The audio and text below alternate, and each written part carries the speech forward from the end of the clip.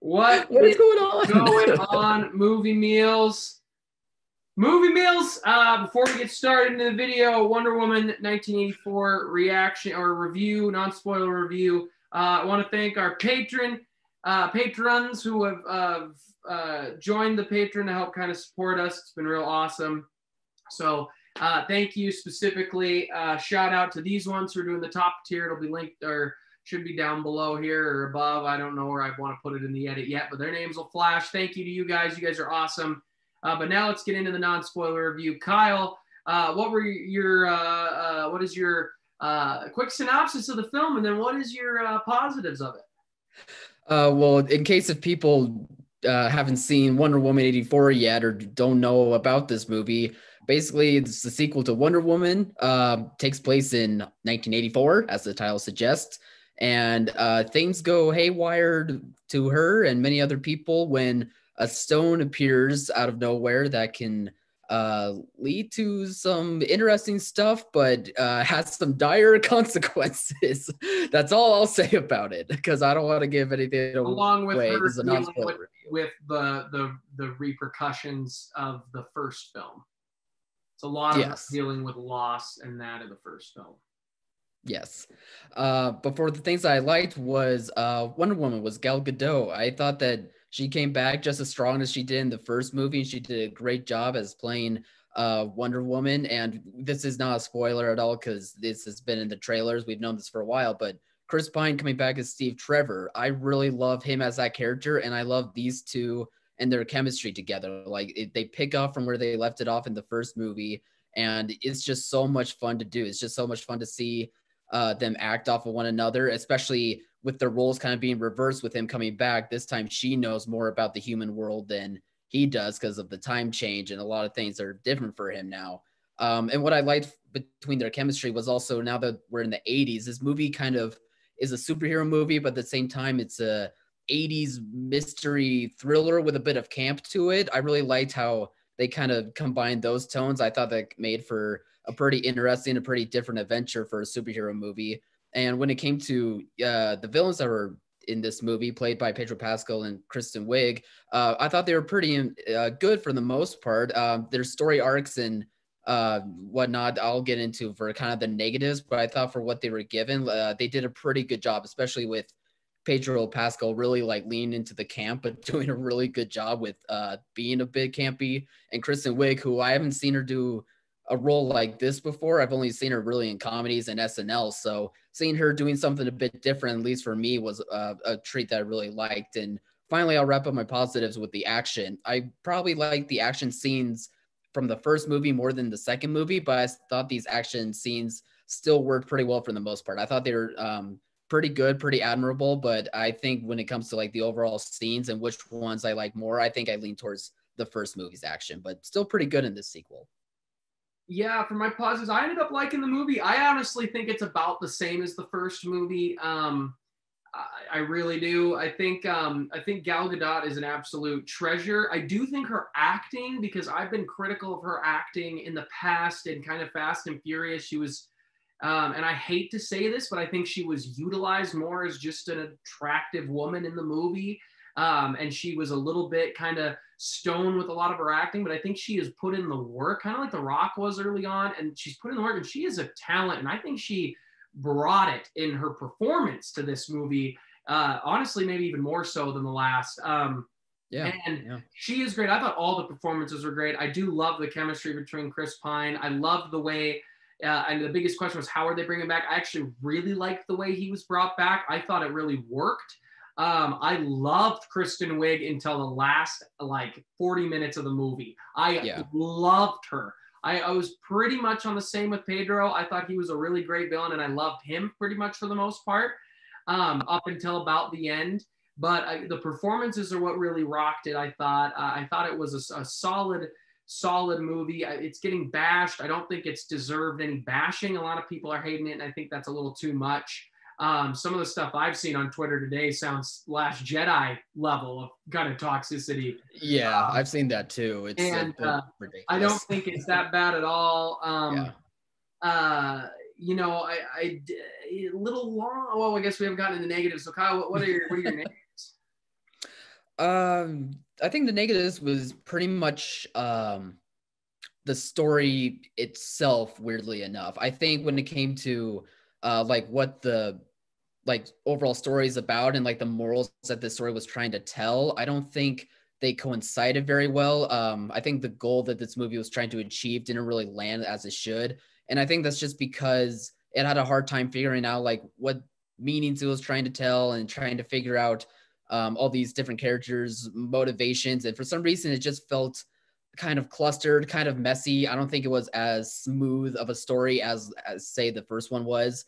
Maybe because I don't think necessarily because there's more villains or there's too much going on. I think it's just because despite this being a superhero movie, the stakes and what this object that we were talking about earlier does to everyone in the world, it's a bit of a reach, even a stretch, even for a superhero movie. I think it was a worthy shot to do, but I don't think it was quite executed all that well. And when it came to the villains, I did like the acting from the villains, but I think their stories had some good starts, especially Pedro Pascal's arc. But I think the payoffs to them towards the end kind of got lost and it was very lost in the weeds.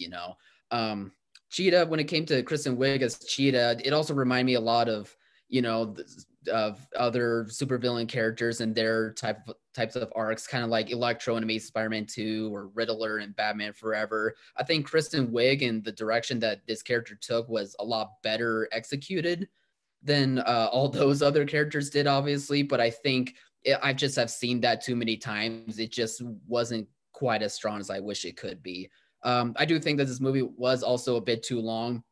I thought they had everything that they needed to make this story feel complete for the most part. I wasn't really sure what could be cut out, but I do think it kind of ran a bit too long than it really needed to. I think that they could have found a way to shorten this movie up. So I don't. Overall, it's not as strong of a movie as the first Wonder Woman, but I still was able to find myself entertained enough. I like the different direction that they took with Wonder Woman and the character, and I like what they took from the first movie and added to the second one. They tried their best to create a kind of a bigger story, but I think it just got a little bit too clustered, especially towards the tail end, to where it was a strong start, but not a great finish. Yeah, I do agree it was too long. I think they do a whole thing in the movie going back to her kind of childhood. I don't think you need it at all, and the whole point is to tie into the ending. And I don't think you need it. I think it just wastes time. The screenplay struggles. I think this movie is not bad, but it could have definitely improved. I think it was a little bit more campy than most superhero movies are nowadays. It had 3 writers. It does not need 3 writers. Jeff Johns also should not be one of them because he has written for a lot of the CW shows, and they're awful. Almost all of them have been pretty bad. He's written some good seasons, but for the most part, those CW shows are pretty bad. Dave Kalman also worked on it with Patty Jenkins, and Dave Kalman is working on Shang-Chi. But that's 3 writers on one movie that you don't need. And it just gets muddled in its story and its plot. I think it does get a little campy towards the end.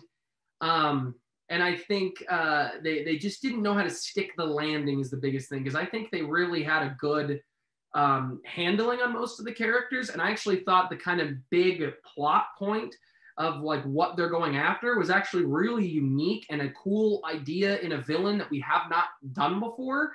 And it wasn't executed to its potential, but I don't think it was executed to the worst it could have been. And I think a lot of that's in the performances. And also, to me, I think this movie and the first movie are almost the exact same.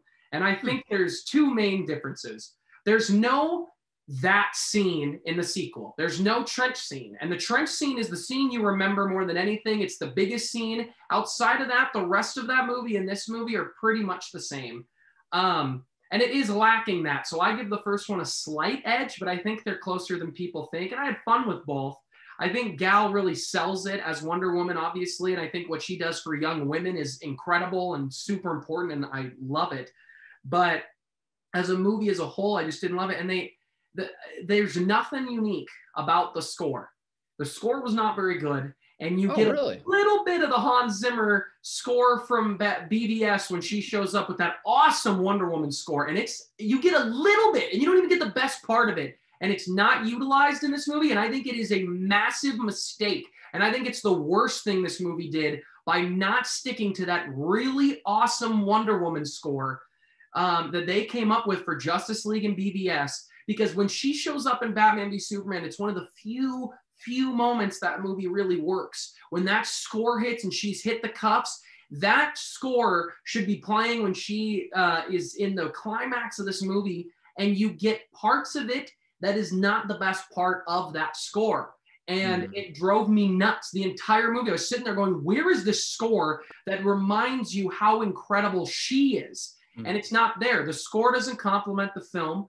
And I think it is a huge missed opportunity. And I think if they're trying to separate themselves from BVS in that world by doing that, it's a mistake, because most people are not going to remember the score from bad movies. They're going to remember her and that great score when they hear it from those bad movies into the good movie. And I think I think it's the biggest thing I remember being upset about at the movie. I remember talking about it with who I watched it with, and you know, he gave me his thoughts, and I was like, man, the biggest thing I did not like was the score. I mean, there was nothing memorable about the score. I thought it did okay jobs, but nothing super significant. And I just wish we would have had that moment, that kind of, you know, when that big guitar comes in and she is beating the crap out of somebody. I want that. I love that. And that's what DC had for a long time over Marvel, was how good those scores were. So I'm really bummed out they're not utilizing it here. And to be honest, this movie, I did not love it. I mean, I thought it was good. I liked it. I hope Patty is kind of able to fix some of these problems before she takes on Star Wars Squadrons. But for the most part, I'm still kind of pumped for her. But Jeff Johns should not be writing for these characters anymore. And I'm over him. But the movie's all right. It's all right. And I think people are going to be happy they didn't go pay a bunch of money to see it. Which is a bit makes me sad. I still had a good time. I did too. No, I still had a good time too, but that score thing really bums me out. And it is a bit too long. But anything else, Kyle, you want to add about the movie? Overall, I still enjoyed it. I think people saying it's one of the worst things ever is a bit ridiculous. Like, yeah, it wasn't below as great Aquaman, and I do not agree to that at all. Aquaman is much worse than this movie. I would agree with that too. I mean, is it the first Wonder Woman? No, I think that's kind of high hopes for wishing that this movie could be that or better. Me personally, I think that Wonder Woman is the superior film to Wonder Woman 84. But I think there's still enough out of 84 to where it can still be enjoyable. And I think it is a lot better than some people are giving it credit for. They're saying it's one of the worst movies ever. It's really not. There's so many other terrible movies in this, guys. So let's just calm down. The movie's okay. It's all fine. It's a good movie. I enjoyed it. Yeah, exactly. So again, guys, remember to like, subscribe, share. Thank you to our patrons, a few others who have also supported us. Those names are going to be flashing on the screen. You guys are the best. We really appreciate it, guys. If you are not a member of the Patreon, and we have Movie Meals merch, which is downstairs. I don't know why I'm not putting it on, but I've worn it for the last 4 days straight. It needs to be washed. But guys, go check that out. All linked in the description. It's awesome stuff. The merch is great. The Patreon, if you could support us, would be really cool. And as always, thanks for watching, Mom. See you guys.